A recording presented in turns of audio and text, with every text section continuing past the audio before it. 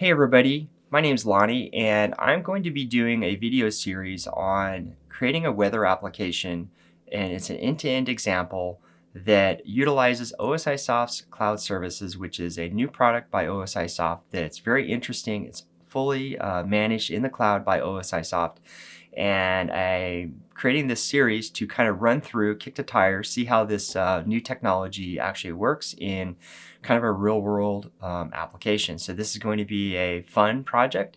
We're going to start at the very beginning, getting data from my weather station in my backyard, feeding it into this database, and then pulling that out with an API, and then at the end creating a front-end application in Angular.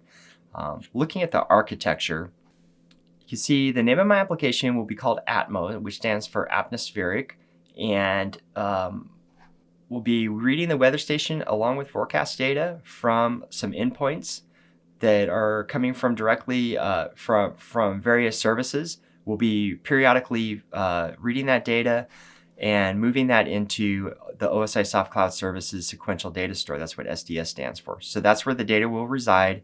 We'll be writing two different, what I'm calling collectors here, but this is our custom code. Those will be deployed to Azure Functions. So this is going to be a completely serverless deployment, and so there's no servers to create. Everything will be deployed up to the cloud, and this thing will run in the cloud for as long as we keep it up there.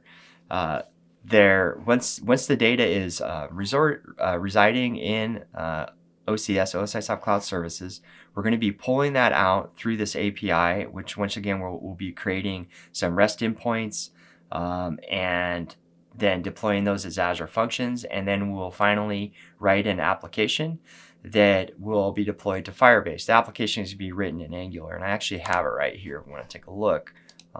This is the front-end app. It's mobile first, so it's going to look really nice on a phone, and it just shows my location, the current temperature, what my indoor temperature is, and the high and low for today, what the weather looks like for the week, and then of course the weekly forecast. And it's just, we have some little icons in here just to make it kind of look user friendly. So it's just a simple application that's pulling all this data from this OSIsoft Cloud Services.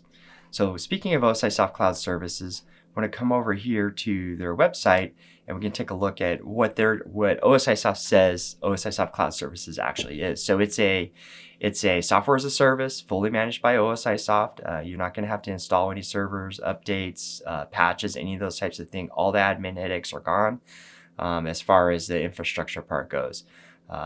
This is a very scalable database, so you can no matter how large your system becomes, this platform will be able to deal with that. It's also very reliable because it's running on multiple servers across within data centers, so the reliability is quite high. The product itself, I would say, is still in its early days, so it's not feature complete. So if you're thinking about, well, should I use this or should I use should I buy Classic Pi, the old Pi system? I would say you're still probably going to go with Pi as it stands today, just because OSIsoft Cloud Services is not really is not feature complete enough to be able to deal with all the things that you're probably going to want to deal with if you're looking at a Pi system. But it is does have a subset of capabilities that Pi has. So in some situations, it may make sense to go with OCS. Now, there is a way that you can connect the two systems together. So if you have a Pi system and you still want to use the capabilities of OCS today, you can do that through this connector. The connector will connect to your Pi system and move data from Pi points into the cloud database.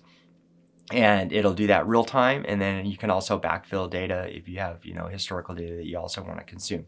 So there is definitely possibilities around that. You work with OCS through a portal. I'm going to switch over to this portal here, and let's go back to the home.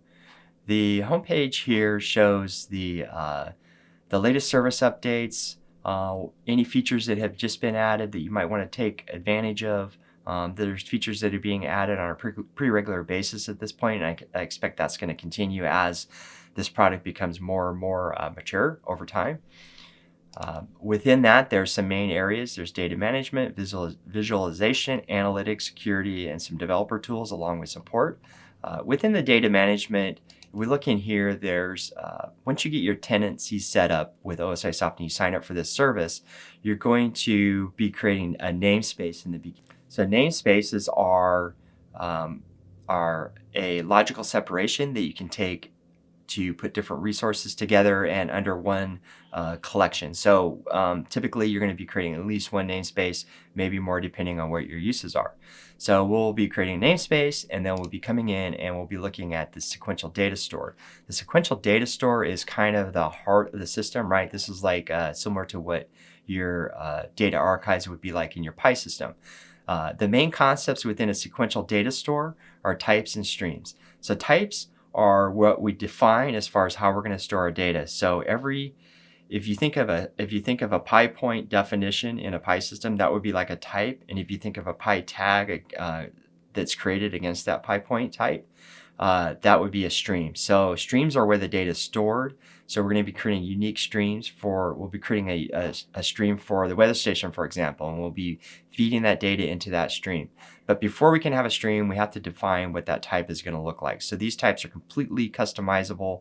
They have indexes that you search off of. They're going to have timestamps. They'll have values, any unit of measures, all these types of things. Stream views we won't be touching on in this series, but it's just a way to help better manage your streams. If you need to take a subset of data from your stream, you don't want to pull in all that data, you can use stream views to construct kind of like a view of a stream. Hence stream views. All right, so also there's metadata feature around the streams. Metadata is basically you're able to add key value pairs that you can then search off of. So if you want to group, categorize, tag your streams, you can do that using the metadata, and this just gives you a way to find the streams that you want to work with. Visualization is kind of a neat, it's in preview right now, but it's a neat tool right in the portal, so you can bring in data. I have some data right now from the application. You can see this is the current temperature. This is what's been happening over the last 8 hours. I could look over, this month and see what's been going on with the temperature. I can look at forecast data, can see what's happening with forecast data here and what our forecast is looking like. And I can change the way that the traces get overlaid and the way that the scale lays out. This is a really handy tool. I've been using it a lot as I've been working through this project. And coming back here, analytics, we have data views. We won't be getting into what data views are, but it's another preview similar to the trend. And what that is about is for kind of like the data science type of project. So if you're doing a machine learning or an AI project and you need your data to train a model, you need that in a table with columns and rows, which is really kind of like the starting place. This is a way to easily extract the data out of OCS into that kind of form. So you're able to define what your columns and rows look like, how they're going to get populated, and a bunch of other things. If you're doing programming within Python, this will work directly within there, and it's a super cool product. I'm interested to see what people do with this, but I think this is going to be something that would be a compelling reason right now to potentially use OCS if you're wanting to do data science projects and you're trying to get your data in some form to where you could easily utilize it with all the tools that are out there. Security is integrated throughout all these different items, so you can have default security settings. You can have security settings all the way down to streams and things like that. So the security settings are quite extensive, just like what you would expect. There's developer tools, which are some resources as you're working with OCS to be able to go in and figure out what you should be doing if you're trying to troubleshoot. A lot of documentation. We'll be touching on some of these things as we work through this series. And then there's also support. So that is the overview of of the project. It's going to be a pretty extensive project, so there's going to be a lot of parts to this. I'm going to take my time. I'm going to go through, explain how the different parts work. So even though it's going to be extensive, hopefully it will be complete enough for somebody that's just starting out and wanting to get going using this technology, that they have some kind of resource out there. That's my whole point of putting this together. My name is Lonnie. Thanks for watching, and stay tuned for the next part. I'll talk to you later. Bye-bye.